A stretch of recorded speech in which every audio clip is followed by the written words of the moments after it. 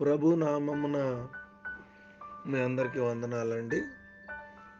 ఈ దినము దేవుని యొక్క వాక్యము, వాగ్దానము, మన దేవుడు ఆ శాపమును ఆశీర్వాదకరముగా మార్చును. నెహెమ్యా గ్రంథం 13వ అధ్యాయం 2వ వచనం.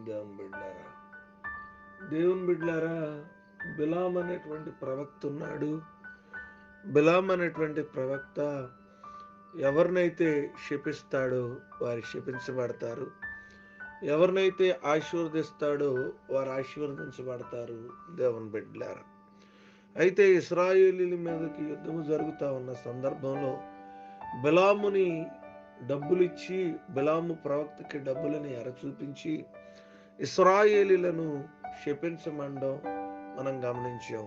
దేవుని బిడ్డారు, ఆ సందర్భాన్ని బట్టి దేవుని వాక్యం నెహెమ్యా గ్రంథం ద్వారా మనతో మాట్లాడుతూ ఉన్నటువంటి మాట ఏంటంటే, ఆయన శాపాన్ని కూడా ఆశీర్వాదకరంగా మార్చగలరు. అంటే కంపల్సరీ, ఖచ్చితంగా బిలాం అనేటువంటి ప్రవక్త శపిస్తే ఖచ్చితంగా శపించబడాల్సినటువంటి ఇశ్రాయేలు ప్రజల్ని ఈ బిలాము యొక్క శాపాన్ని దేవుడు ఆశీర్వాదకరంగా మార్చాడు. దేవుని బిడ్డలారా, ఈరోజు ఒకవేళ ఒక గృహాన్ని మనం ఏదైనా తీసుకుంటున్నప్పుడు కొన్ని మాటలు వింటాం.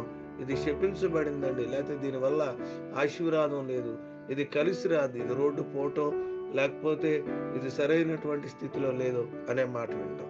వాహనం విషయంలో అలా వినొచ్చు, లేకపోతే స్థలాల విషయంలో అలాగే వినొచ్చు, లేకపోతే వివాహాల విషయంలో అలాగ అనొచ్చు. దేవుని బిడ్డ, కానీ దేవుడు ఏమంటాడంటే, అది శపించబడింది అయి ఉండొచ్చు, కానీ అది శాపంతో ఒకవేళ లేకపోతే దానివల్ల ఆశీర్వాదం లేకపోవచ్చేమో, కానీ శపించబడిన దాన్ని దేవుడు ఆశీర్వాదంగా మారుస్తానన్నాడు. ఉదయకాల సమయంలో అలాంటి పరిస్థితులు, అది శాపం అని అనుకుంటా ఉన్నప్పుడు, బిలాము ఖచ్చితంగా శపిస్తాడు అని అనుకున్నప్పుడు బిలాము శాపాన్ని కూడా దేవుడు ఆశీర్వాదకరంగా మార్చాడు కదా. ఈరోజు నువ్వు నష్టం అనుకుంటుంది, కష్టం అనుకుంటున్నది, కన్నీరు అనుకుంటా దాన్ని దేవుడు ఆశీర్వాదకరంగా మార్చబోతున్నాడు. ప్రతి శాపం నుంచి మనం ఆశీర్వాదకరంగా మార్చబడి, ప్రతి నష్టం నుంచి దీవెనకరంగా మార్చబడి, ప్రతి బాధ నుంచి సంతోషంగాను, ప్రతి బలహీనత నుంచి ఆనందంగాను మనం మార్చబడి దేవుని ఆశీర్వాదాన్ని పొందుకున్నట్టు కృపా భాగ్యం దేవుడు మన అందరికీ అనుగ్రహించుగాక.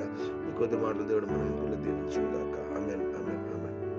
మహాపరిశుద్ధుడా, నీకు వందనాలు. మరొక శ్రేష్టమైన దినాన్ని మా జీవితంలో మీరు అనుగ్రహించినందుకు మేము స్తుతించి మహిమపరుస్తున్నాం. రాత్రంతా కూడా జ్ఞాపకం చేసుకుని శ్రేష్టమైన దినాన్ని ఇచ్చారు, నీ స్తోత్రాలు.